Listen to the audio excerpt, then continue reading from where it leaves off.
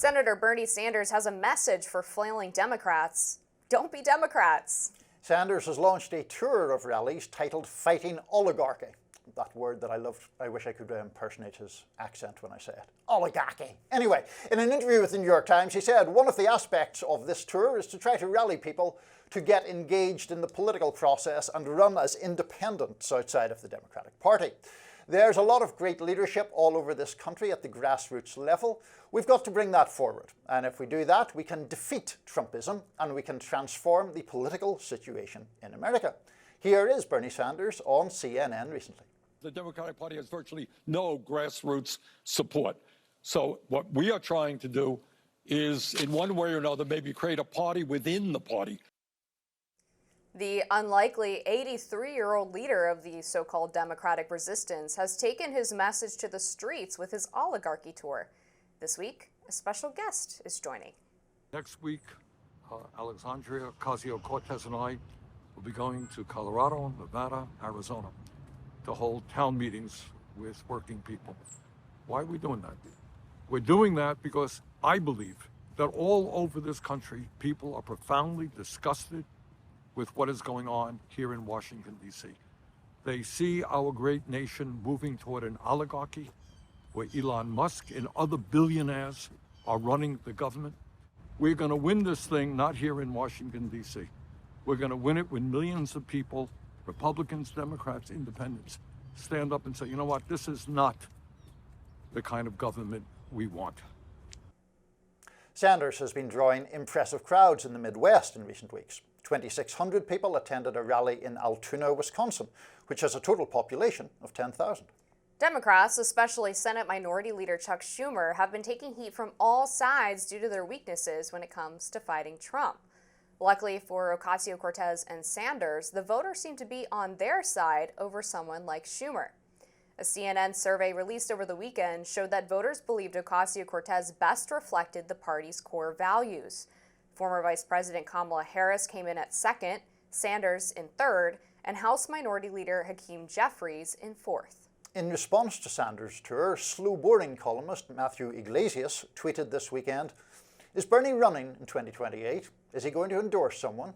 To which Ocasio-Cortez fired back, "Believe it or not, some people's everyday actions aren't motivated by some long-term career ambition, but out of a genuine love for people and a desire to do right by them."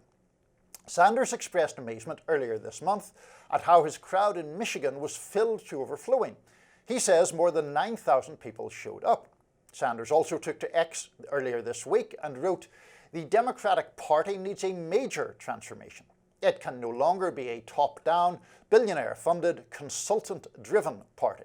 It must be a multi-generational, multiracial, working-class party. In a time of growing oligarchy and authoritarianism, that's the only path to victory." This call was not met without criticism, however. Scientist Brett Weinstein replied, "No, Bernie Sanders, the Democratic Party's betrayal of the Republic is far too severe for reform. Any revision would be disingenuous. The party must be put down like a rabid animal. The fault is as much yours as anyone's. I say that as a Democrat and 2016 Sanders supporter." I don't know who that guy is. I assume he's criticizing from the left. I'm not sure we really love support the suggestion that political parties should be put down like a rabid animal. I think we can do without that. My view of this is that one of the reasons for Sanders' appeal is authenticity, and a second reason is one thing he oddly shares with Trump, which is a clarity of message. Now, I think they are very different messages, but they're both in many ways a response to, I would say, public discontent or anger or disenchantment with the political system. And so Trump says essentially that's the fault of liberals and the quote-unquote deep state and immigrants and blah, blah, blah. And Sanders says, well, no, actually it's the fault of the billionaire class who have captured the political system and are running it for their own benefit, and working people have to fight back against that. It would be no surprise which of those interpretations I personally favour, but I think that the point is Sanders' explanation of it is a lot clearer than a lot of other people in the Democratic Party who sort of flim-flam around it. One of the other things that I think is appealing about Bernie that doesn't transfer to figures like Alexandria Ocasio-Cortez is that he has the populist economics portion without the cultural wokeness. He hasn't really waded into identity politics issues. He's not really interested in those types of cultural fights. And so I think people really resonate with that.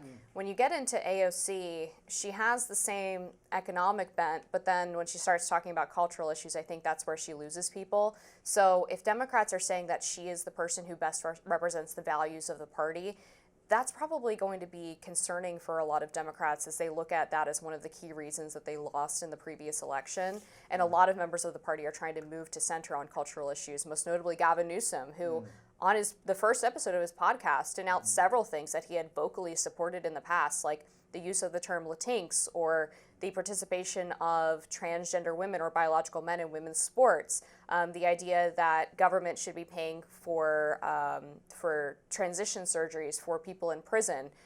Again, all things he supported last year, but is now running away from on his podcast because he feels like the party has to make a cultural move to the center. Yeah, I think AOC actually did remove the pronouns from her X profile shortly after the last election, which was interpreted, I think, as being some small move toward quieting those concerns. I also think she's been interesting in the sense that she has specifically asked Trump supporters or people who voted for her in the House race and Trump in the presidential race why they did that. Yeah, that was interesting. So that was interesting. The other thing, to your point about Bernie Sanders, I do agree that he does not emphasize the social or cultural issues so much.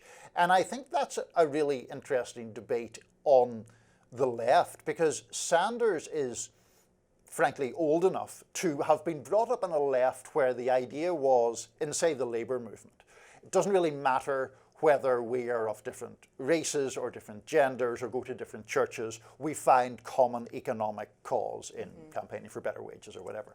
That has been overtaken somewhat, well, more than somewhat in recent years by a greater focus on identity and identity as being the determining factor. And I think even from a left perspective, there was a bigger downside to that than a lot of people realize. Yeah, it served as a distraction from the real class issues and class disparities that I think both the populist left and the populist right have been talking about in recent years. And Bernie Sanders even used to sound a lot like Trump on immigration. If you go back and listen to his videos from like 2010, he was talking about cheap immigrant labor suppressing the wages of Americans, and then kind of abandoned that message when it became relatively unpopular within the Democratic Party. But I think this Democratic infighting in regards to Chuck Schumer and what is the best way to fight against Trump is really fascinating, because you've had a lot of Democratic congresspeople go out and do town halls because they've criticized the Republicans for not doing them enough and making this claim that they're going to be the ones answering to constituents. And a lot of them expected that they were going to get a very welcome reception, and that hasn't been the case because they've been flooded with members of the Democratic base who are angry with them for not shutting down the government or otherwise siding with Chuck Schumer. Ruben Gallego, Mark Kelly, even former Democratic Rep. Malinowski. In Maryland, you had Glenn Ivey all doing town halls, and people showed up and were actually very angry with them.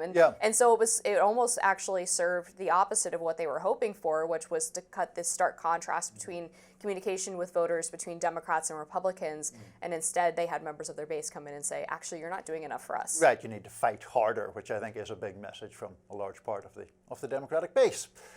Coming up, another bombshell on how the Biden team handled COVID-19. Stick with us for that.